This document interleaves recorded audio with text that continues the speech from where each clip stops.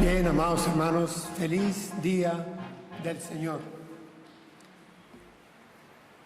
La Iglesia debutó en su presencia histórica hace unos 2000 años y podemos afirmar, es datable y por lo tanto podemos celebrar en nuestro calendario litúrgico cuándo sucedió esto.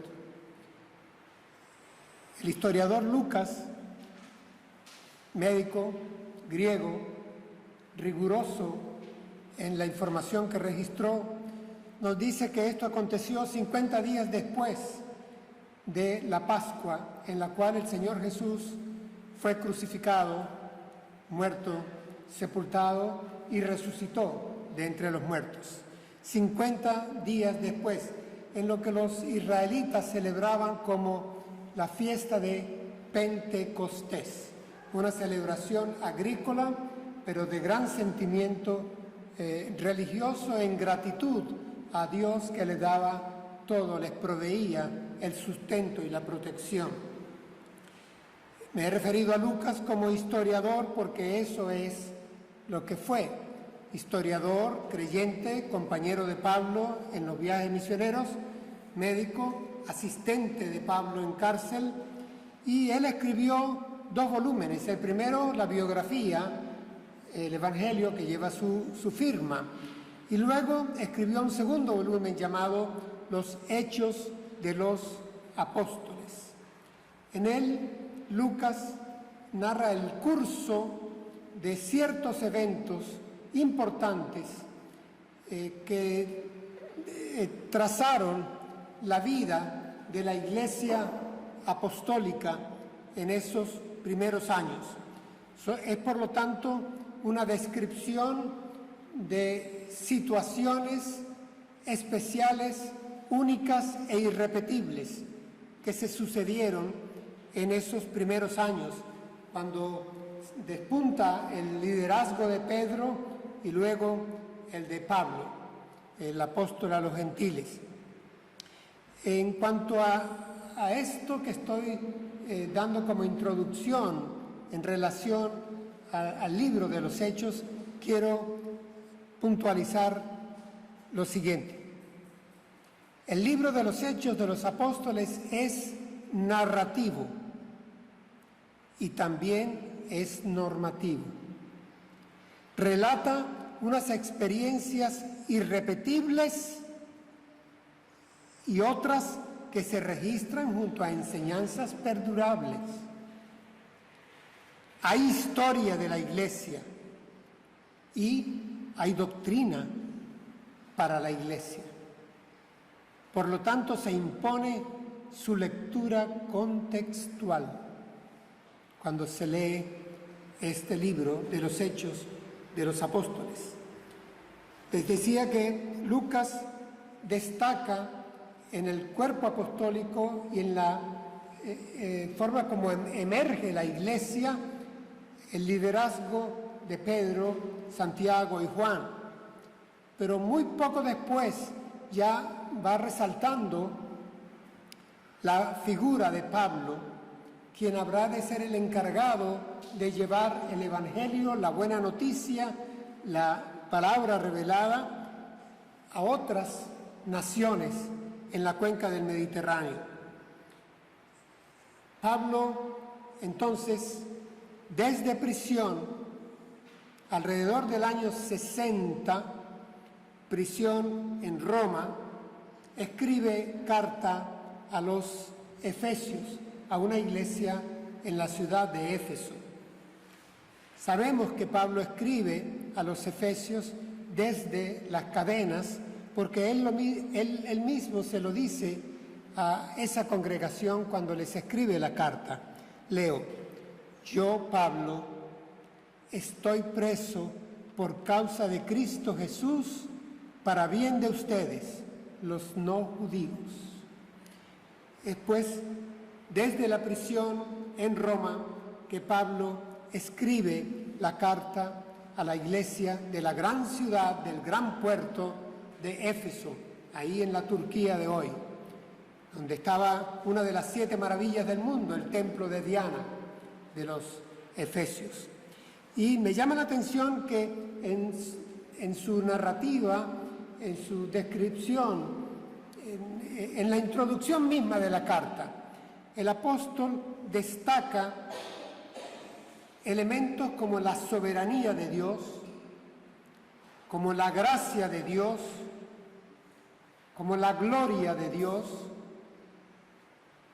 como a un Dios que salva, escoge y elige de acuerdo al puro criterio de su voluntad, en ejercicio total de su soberanía.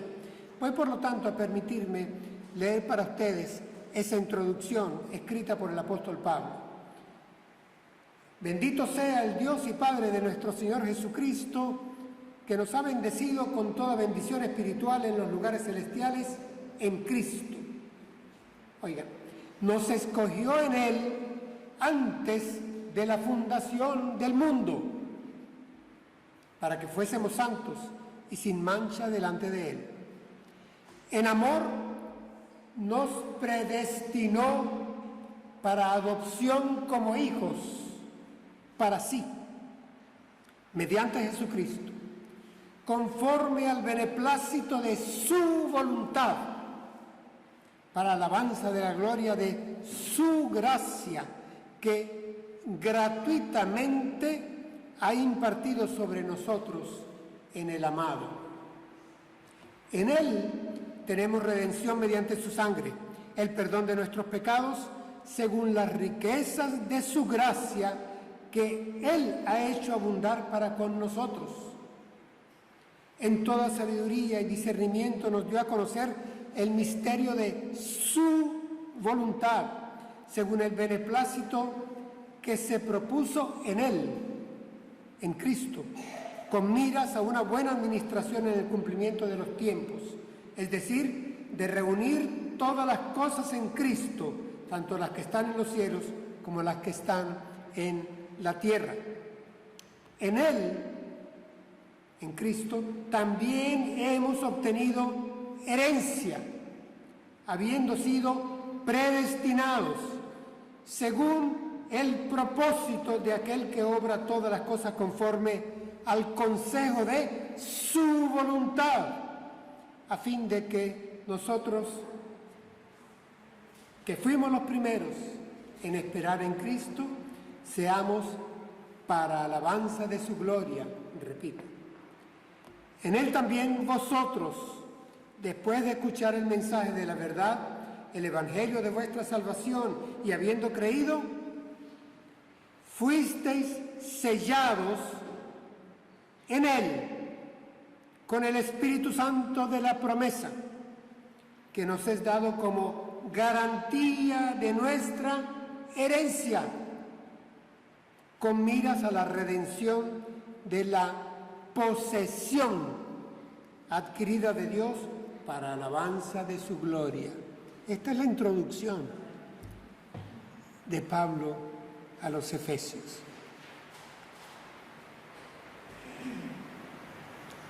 Satura, y como buen letrado lo hace adrede.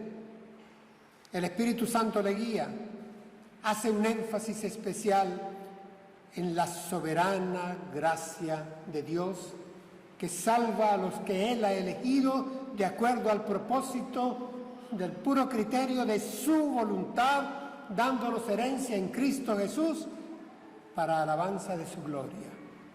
Esto es lo que encontramos ahí. He tomado la versión, la Biblia de las Américas, y de ahí el título que he dado a la predicación en esta mañana: el sello de Dios.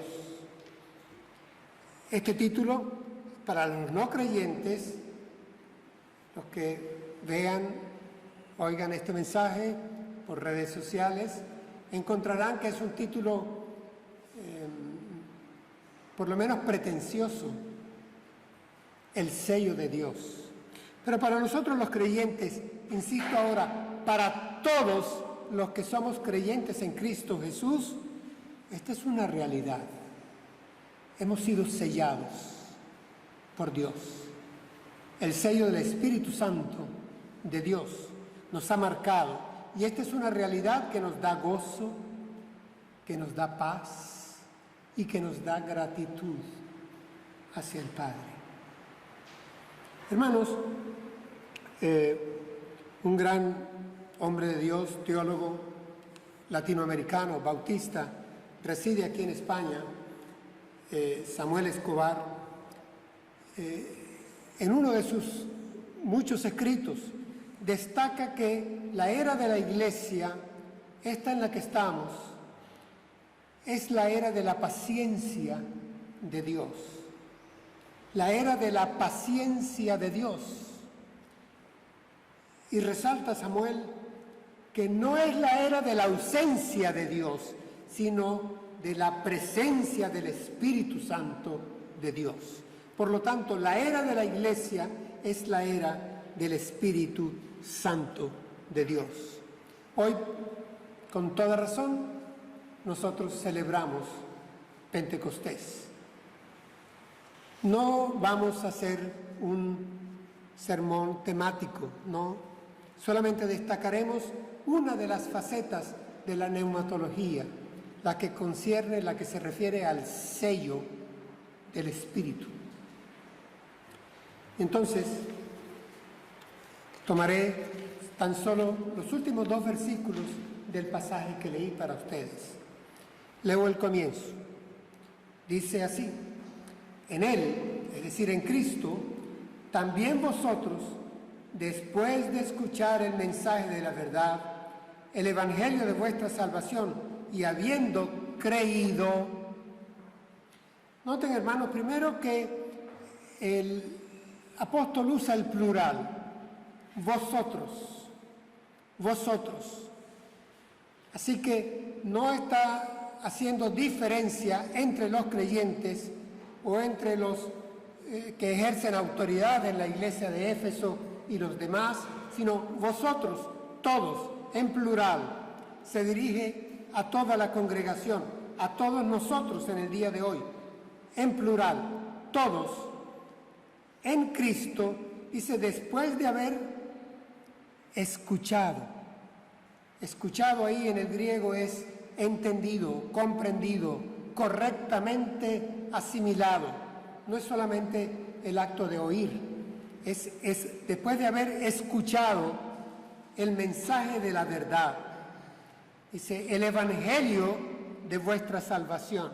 Hermanos, noten por favor que el apóstol está destacando que esta congregación de Éfeso había escuchado, entendido, comprendido, con su razonamiento, había recibido la revelación del mensaje del evangelio, ese mensaje de la verdad, ese evangelio de Cristo que les había sido llevado. Yo recuerdo, ayer lo citábamos en nuestro taller aquí en la iglesia, esta cita de Martín Lutero, cuando decía que la revelación ejerce en la iglesia una función magisterial y la razón ejerce en la iglesia una función ministerial.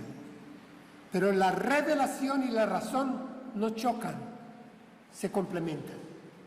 La revelación es magisterial y la razón ministerial. Porque aquí dice que habiendo creído,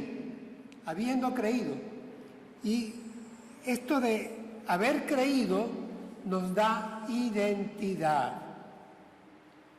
Los que creemos pasamos a ser creyentes.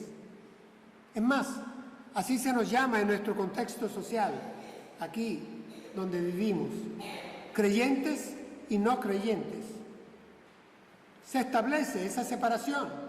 Eres creyente, forma parte de nuestra identidad. Somos creyentes. De hecho, el apóstol Pablo en otra carta dice que el Espíritu mismo, el Espíritu Santo, da testimonio a nuestro espíritu ¿de qué? De que somos hijos de Dios. Somos identidad de que somos hijos de Dios. Hermanos, el acto de fe, la conversión, la regeneración, el arrepentimiento, la convicción, se da todo en un conjunto como de cierta simultaneidad, que es difícil y además innecesario intentar disecar qué viene en qué momento primero, el arrepentimiento, el razonamiento, la conversión.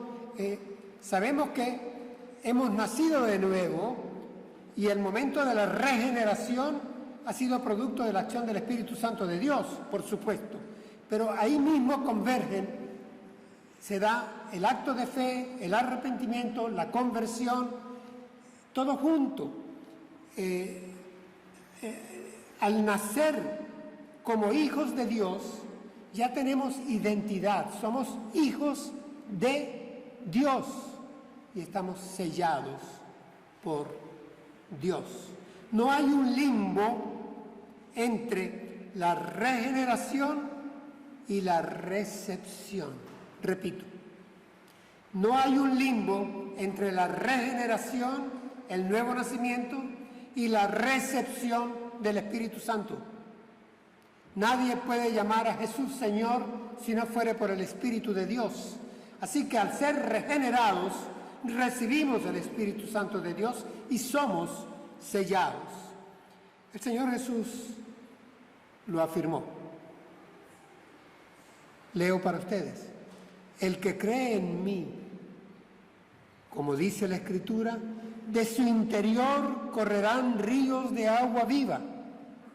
Y aclara el apóstol Juan, esto dijo del Espíritu que habían de recibir los que creyesen en Él, pues aún no había venido el Espíritu Santo porque Jesús no había sido aún glorificado.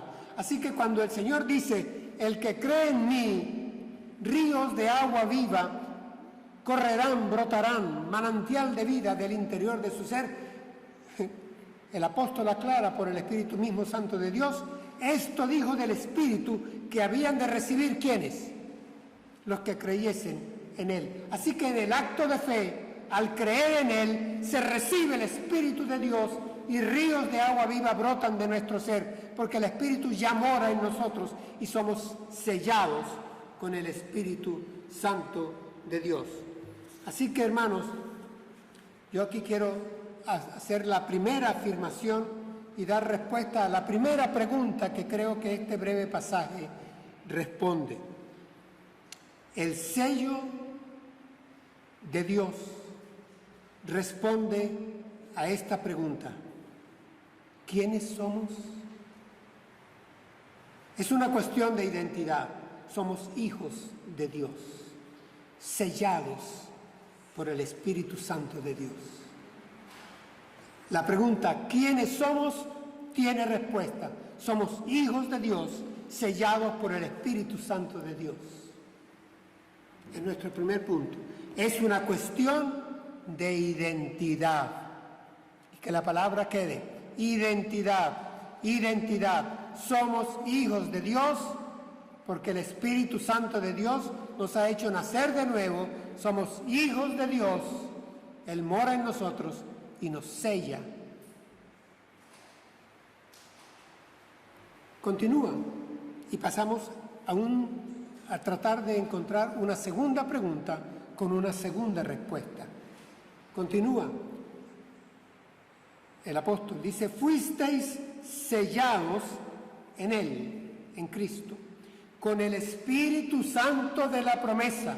Noten que está usando el plural, fuisteis sellados en Él con el Espíritu Santo de la promesa que nos es dado como garantía de nuestra herencia. Hermano, aquí está. Esto es una continuidad de la introducción. Dice, fuisteis sellados. La palabra en griego es sfragizo, que quiere decir una marca que identifica valor, importancia, pertenencia, cierre de seguridad y no alteración. Repito, el sello, el sfragizo, garantiza que lo que se está sellando es algo que tiene mucho valor, si no, no se sella. Segundo, es muy importante. Tercero, tiene pertenencia, tiene dueño. Cuarto, ese cierre exige que no se altere el contenido, garantiza que no se va a alterar el contenido. Es seguridad, el sello. Todo esto está en la palabra sello. Se sella lo que tiene valor, se sella lo que es importante, se sella lo que tiene pertenencia, tiene dueño, se sella lo que se quiere asegurar y se sella lo que no se debe alterar. Nosotros hemos sido sellados y nuestra salvación está sellada con el Espíritu Santo de Dios. Es Dios presente en nosotros. Miren, esto está en todo el Nuevo Testamento. El apóstol Juan en su primera carta, recuerdan hermanos, escribe, todos tenemos la unción del Santo. Está hablando de la unción de Cristo, porque a todos nos ha dado su Espíritu, a todos. Todos tenemos la unción del Santo. No se dan medidas de unción, más unción, menos unción, a unos no, a otros sí. Hay que buscar la unción. No, eso no está, hermanos, en la doctrina neotestamentaria, en ninguna de las cartas, en ninguno de los escritos del cuerpo epistolar del Nuevo Testamento. Eso no está. Y se menciona que este Espíritu Santo con el cual hemos sido sellados, porque somos valiosos, importantes, tenemos a quien pertenecer, estamos asegurados y nada se va a alterar, que fuimos sellados, dice, con el Espíritu Santo de la promesa, de la promesa. ¿A qué promesa se refiere Pablo apóstol cuando escribe? Nos vamos al Antiguo Testamento y encontramos que unos 800 años antes ya el Espíritu Santo de Dios había escrito por el profeta Joel lo que habría de acontecer.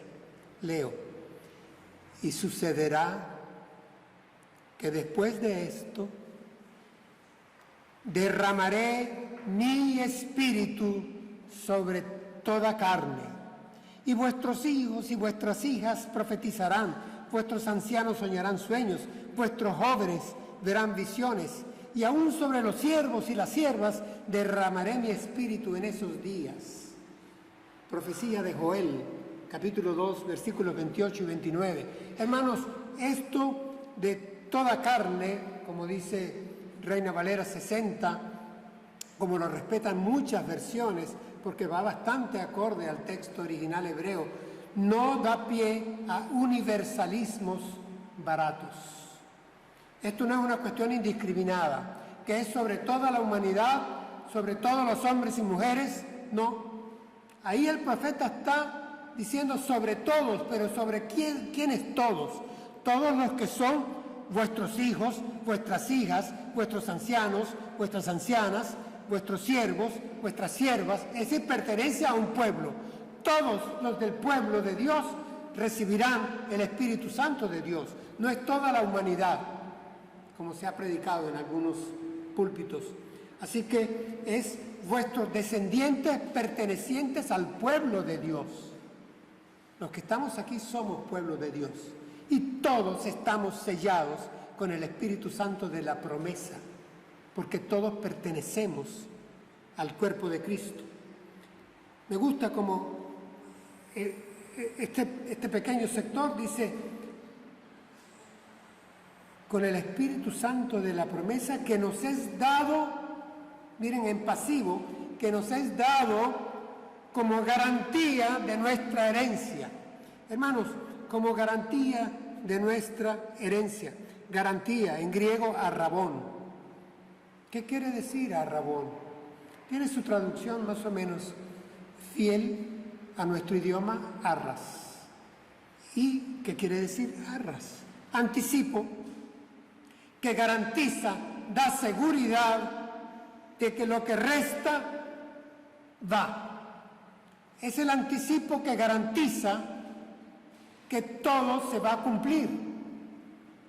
Aquí justo está hablando ya de futuro. Fíjense que dice que nos es dado como garantía de nuestra herencia. Herencia es a futuro, algo que hemos de heredar, pero que ya está garantizado con las arras del Espíritu, con el sello del Espíritu Santo de Dios. Así que, hermanos, está hablando de que, se lo voy a decir en otra afirmación, aquí descubrimos que hay una pregunta que a veces late en la iglesia y aquí tiene respuesta. Y el sello de Dios responde a esa pregunta. ¿Cuál es esa pregunta que a veces late en algunas iglesias? ¿Qué de nuestro destino? Es una cuestión de seguridad. Nuestro destino está garantizado, asegurado. Nuestro destino es la salvación, la vida eterna en la casa del Padre, y eso está garantizado por el sello del Espíritu Santo de Dios. Eso lo garantiza. Así que ya tenemos una cuestión de identidad, ahora tenemos una cuestión de seguridad. El sello del Espíritu que tienes tú, que tengo yo, que tenemos todos y todos nuestros hermanos, nos da seguridad de salvación. Y vamos a nuestro tercer y último punto. Dice, con miras a la redención de la posesión adquirida de Dios para alabanza de su gloria. La Biblia de las Américas pone adquirida de Dios. Esto en algunos manuscritos está y en otros no.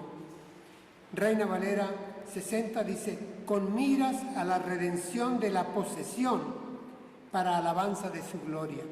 Pero aquí se puede recurrir, esto es un recurso literario válido que se llama pleonasmo y lo utilizamos con cierta frecuencia, y aquí algunas versiones más recientes de la Escritura han puesto con miras a la redención de la posesión adquirida de Dios. ¿Es una redundancia? Sí, eso es lo que es un pleonasmo. Es cuando decimos voy a subir hacia arriba.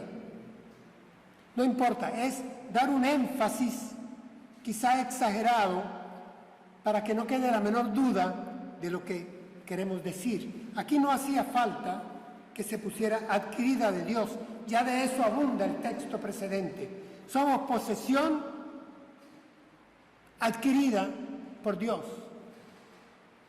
adquirida de Dios, por Dios. Es una obviedad, pudiéramos prescindir de ella, pero es que abunda en el Nuevo Testamento. Yo voy a leerles un pasaje precioso que escribe el mismo apóstol a otra iglesia, la iglesia de los Corintios. Miren cómo abunda en lo que estamos diciendo.